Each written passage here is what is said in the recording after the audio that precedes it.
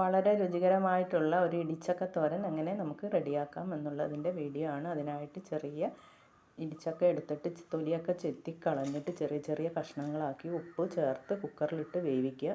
വേവിച്ച് ഊറ്റിയതിന് ശേഷം നമ്മളത് കൈകൊണ്ട് ചെറുതായിട്ട് പിച്ചി എടുക്കണം. ഓരോന്നാലേ ഉള്ളൂ ലെയറായിട്ട് കിട്ടുള്ളൂ. നമ്മൾ അരപ്പ് അതിൽ പുരട്ടുമ്പം അതിൽ അരപ്പ് പിടിക്കണമെന്നുണ്ടെങ്കിൽ അങ്ങനെ ചെയ്യണം. ചുള ആയി വരുന്ന ഇടിച്ചക്ക വേണേ, അതിനാണ് ടേസ്റ്റ് ഉണ്ടാവുക. എന്നിട്ട് ഒരു 10 മിനിറ്റ് നമ്മളത് കുഴച്ച് റെഡിയാക്കി വെക്കുക. എന്നതിന് ശേഷമാണ് വറവാക്കേണ്ടത്. നിങ്ങൾ ആരും ഇതുവരെ ഇങ്ങനെ ട്രൈ ചെയ്തിട്ടില്ലെങ്കിൽ നിങ്ങളെല്ലാവരും ഒന്ന് ട്രൈ ചെയ്ത് നോക്കുക. ചോറിന് അടിപൊളിയായിട്ടുള്ള ഒരു തോരനാണ്, വളരെ ടേസ്റ്റിയാണ്. നമുക്ക് വേറെ കറിയുടെ ആവശ്യമൊന്നുമില്ല. ഒരു പുളിയിഞ്ചിയും കൂടി ഉണ്ടെങ്കിൽ നമുക്ക് വയറ് നിറയെ ചോറുണ്ണാം.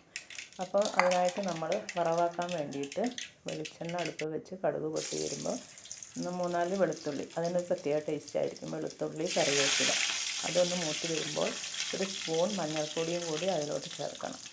അപ്പോൾ അതിൻ്റെ പച്ചമണം അങ്ങ് മാറി വരുമ്പോഴേക്ക് നമ്മൾ കുഴച്ച് റെഡിയാക്കി വെച്ച ചക്കയുടെ കൂട്ട് അതിലോട്ടിട്ട് നന്നായിട്ട് ഇളക്കി യോജിപ്പിക്കണേ.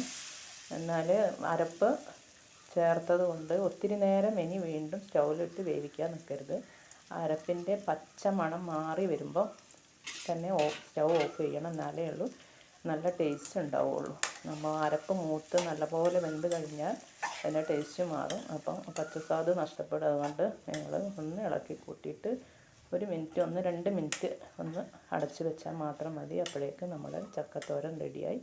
അപ്പോൾ ഇതിന് മുന്നേ ഞാൻ പറയുന്നത് എന്താണെന്ന് വെച്ചാൽ, എൻ്റെ ചാനൽ നിങ്ങളാരും ഇതുവരെ സബ്സ്ക്രൈബ് ചെയ്തിട്ടില്ലെങ്കിൽ, പുതിയ ആളുകളാണെങ്കിൽ സബ്സ്ക്രൈബ് ചെയ്യണം, പിന്നെ ലൈക്ക് ചെയ്യണം, ഫോളോ ചെയ്യുക, ഫ്രണ്ട്സിലേക്ക് ഷെയർ ചെയ്യുക. അടുത്ത വീഡിയോ ആയിട്ട് നെക്സ്റ്റ് ഡേ വരും.